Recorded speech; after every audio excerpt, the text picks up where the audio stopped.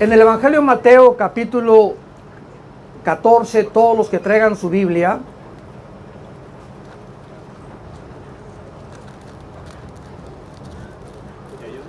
capítulo 8, dice el versículo 21. Mateo 8, versículo 21. Y entrando él en su barca, los discípulos le siguieron, y se levantó una grande tempestad donde estamos nosotros. Ahorita está tranquilo el mar. Y las olas cubrían la barca, pero él dormía. Vinieron sus discípulos y le despertaron diciendo: Señor, sálvanos que perecemos. Él les dijo: ¿por qué teméis, hombres de poca fe? Gracias. Entonces, levantándose, reprendió a los vientos y al mar, y se hizo grande bonanza. Y los hombres se maravillaron diciendo: ¿qué hombre es este que aún los vientos y el mar le obedecen? Cuando llegó a la otra orilla, a la tierra de los Gadarenos, vinieron a los encuentros 2 endemoniados que salían de los sepulcros, feroces en gran manera, que nadie podía pasar por aquel camino. Y clamaron diciendo: ¿qué tienes con nosotros, Jesús, Hijo de Dios? ¿Has venido aquí para atormentarnos antes de tiempo? Y este es uno de los muchos, muchas gracias, pasajes que encontramos en la Biblia en el mar de Galilea. Uno de los más importantes es cuando se levantó otra vez otro viento y otra tempestad. Y uno de los principales enseñanzas y principios que tenemos en la Biblia es que desde el libro de Bereshit, que es Génesis, hasta el libro del Apocalipsis, se repite continuamente una frase: no tengan miedo. No tengan miedo.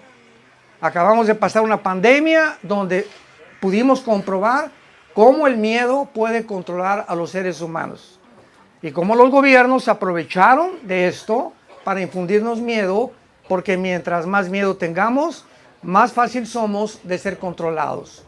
Y el arma más importante de Satanás es el miedo, si no lo sabían. Y antes de morir, Cristo les dijo a los discípulos, Hechos 1:8, cuando venga el Espíritu Santo, vendrá a que ustedes sean mis testigos. Pero no teman, le dijo Pablo a Timoteo también, porque Dios no nos ha dado un espíritu de temor. Entonces vivimos una época muy peligrosa, amenazadora. El dólar cae, el petróleo, estamos al borde de una guerra nuclear. No sé si este año o el año que entra. El mundo está completamente desarticulado. Y nosotros somos hijos de la luz. Nosotros no somos de las tinieblas. Tenemos una luz delante de nosotros, una esperanza. Y lo peor que podría pasarnos, de acuerdo al mundo, es morir. Y el morir es ganancia. Así que el momento en que venga por nosotros el Señor, a la hora que sea, para nosotros es el día de nuestra libertad. El día que estaremos con Jesús, el día que serán secadas nuestras lágrimas, el día que le diremos: adiós mundo cruel, ya nunca te veré. Como dice la canción mexicana. Así que en esta época en la que Jesús venía con los discípulos, es una grande enseñanza para nosotros. El viento comenzó a soplar y dice la Biblia que Jesús estaba dormido. ¿Cómo es posible que Jesús, con la tormenta y el viento, estuviera roncando, estuviera en su quinto sueño, y que los únicos preocupados eran los discípulos? Cuando comenzó ya a inundarse la barca, la Biblia dice que es cuando los discípulos lo despertaron. O sea, si no lo hubieran despertado, ¿ustedes creen que iba a dejar que se hundiera la barca? ¿A dónde creen que iba Jesús a permitir que les llegara el agua? Dios estaba permitiendo, Jesús, que si se hundía la barca y les llegaba el agua aquí al cuello, ahí los iba a salvar. Entonces, muchas veces Dios permite que las circunstancias de la vida nos hagan sentir, o que creamos que nos estamos hundiendo, que ya no hay escapatoria, ya mi esposo se fue, me quedé sin dinero, ya no tengo seguro social, estoy abandonada, estoy abandonado. Y es cuando sentimos que el agua nos lleva al cuello. Solamente recuerda algo: Dios no está dormido. Dios tiene cuidado de tu vida. Dios te ama tan grandemente que abrió sus brazos en una cruz y nos dijo que nos amaba con un amor eterno. Porque de tal manera amó Dios al mundo que nos dio a su Hijo unigénito. Y Dios muestra su amor para con nosotros en que siendo aún pecadores, Cristo muere en nuestro lugar. Ahora bien, ¿qué es lo que faltó con los discípulos?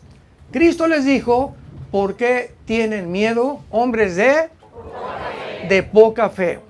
¿Qué es la fe? Creer que lo que está escrito aquí es verdad. Entonces, ¿cuántos cristianos dicen que son cristianos, pero no creen lo que está escrito aquí? Porque cuando un cristiano llega a un punto donde, ay, como han llegado personas, ayúdeme por favor, estoy desesperada, mi hija se fue de la casa, mi hijo está en drogas, mi esposo me abandonó. En ese momento te estás hundiendo.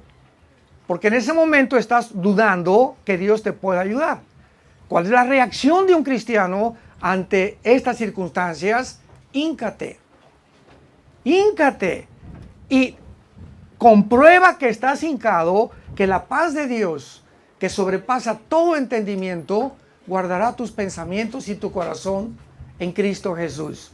Es en ese momento preciso de la desesperación. Estamos desesperados en todo, pero no angustiados. Perseguidos, mas no desamparados.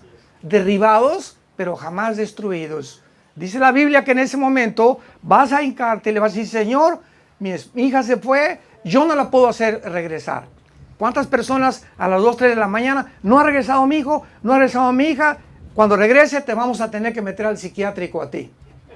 ¿Por qué? Porque va a afectarte más la angustia que tuviste por desconfiar en Dios, porque tu angustia no va a ser que regrese tu esposo. Tu angustia no va a ser que nazca el dinero y florezca para que venga a ti. Híncate, tenemos la oración. Oh, ¿por qué dudamos de Dios que nos va a faltar algo o que nos va a suceder algo peor que la muerte? Cuando Él abre sus brazos y muere en nuestro lugar. Entonces, la fe es confiar que Él nunca, nunca jamás nos va a abandonar. Y cuando tú tienes esa convicción profunda en tu alma, te enfrentas a la vida sin temor. ¿Saben ustedes cuál es la enfermedad más grande que el Hospital Hopkins y la Clínica Mayo en Rochester acaban de ponerse de acuerdo que azota a la humanidad? El factor común denominador de la principal enfermedad del siglo XXI se llama el estrés. El estrés está acabando con el ser humano. Se han recetado más de 650 billones de pastillas tranquilizantes, Ecuanil, Valium, Prozac, en el siglo XXI. Nada más en estos 6 meses desde el último año de la pandemia. Porque la gente vive atemorizada, angustiada. ¿Qué va a pasar? ¿Qué nos va a azotar? ¿En qué me voy a quedar? ¿Y si me da el COVID? ¿Y si no me da esto? ¿Y si me muero de cáncer? La gente vive como los paganos. En nosotros no debe ser así. En Juan capítulo 6, Cristo sabía que los discípulos no traían lonche, ni estaba el camino real, ni el Holiday Inn al otro día para ser hospedados. Y estaban preguntándose los discípulos, ¿qué comeremos mañana? ¿O qué vestiremos mañana? Dios los cuida y los conejitos se levantan en la mañana y encuentran su comida. Las cucarachas se levantan y encuentran su comida. Los insectos y microorganismos tienen un sustento. Los leones, los elefantes, las jirafas, las aves. Si toda la creación no se muere de hambre, ¿por qué ustedes, que di mi vida por ustedes, pueden dudar que algo te pueda faltar? Vean las flores que ni siquiera Salomón se vistió con esta belleza y con esta realeza. Entonces, ¿por qué te preocupas por el día de mañana? ¿Qué de comer? ¿Qué de beber? Les voy a dar el secreto, dijo Jesucristo, para la ansiedad. Porque la ansiedad es un temor de algo que no ha sucedido, que crees que va a suceder y porque lo temes, te va a suceder. Entonces, la gente que se preocupa demasiado por su vida, las cosas por las que se preocupa, les van a suceder. Porque el espíritu atrae en el mundo espiritual el miedo. El miedo es como la adrenalina que pasas y tienes miedo. Los perros detectan la adrenalina y te muerden. Entonces el temor es algo que irradiamos espiritualmente, que los demonios saben y los atrae a tu vida y los atrae a tu casa. Porque en el amor no hay temor. El perfecto amor echa fuera el temor, de donde el que teme no ha sido perfeccionado en el amor. ¿En el amor de quién? En el amor de Dios. ¿Cuál es el secreto? Mateo 6:33. Busquen primero el reino de Dios. ¿Qué es primero? ¿Qué hay antes de primero? Cero. Busca número uno en tu vida, no tu trabajo, no tu preocupación, no el gimnasio, no la comida, no el negocio. Levántate en la mañana y ponte de rodillas. Que la primera cosa en tu vida que tú hagas cada día que te levantes sea tener relación con Dios a través de la Biblia. Porque no hay otra manera de poder comunicarnos con Dios más que a través de la Biblia y de la oración. Así que tú tienes que venir a la Biblia y dejar que Dios te hable. Y cuando oras, entablamos un diálogo. Él te habla y yo le hablo a Dios en la oración. Entonces es importantísimo que le demos a Dios la prioridad. ¿Cuál es la segunda prioridad después de Dios en el cristiano? Calladitos, ¿verdad? La segunda prioridad es la esposa. No los hijos, ni el trabajo, ni el ministerio. Yo les digo a los pastores, cuando un pastor le da más importancia al ministerio que a su esposa, Dios nos va a dar con el cinto. Así que después de Dios, la prioridad es tu esposa. Es la reina de tu casa. Es la princesa de tu casa. Tienes que ser caballero con ella, considerado con ella. Maridos, traten a sus mujeres como a vasos frágiles. 1 Pedro 3:18, para que tus oraciones no tengan estorbo. Escuchen, maridos y hombres que están oyendo esta conferencia. Cualquier varón, incluyéndome a mí, que tengamos una relación equivocada con la esposa, no nos atrevamos a pedirle a Dios nada. Dios no nos va a escuchar. Se va a devolver el cielo como bronce y puedes hacer lo que quieras. Sin fe es imposible. ¿Quieres agradar a Dios? Obedécelo. Y la segunda prioridad es tu esposa.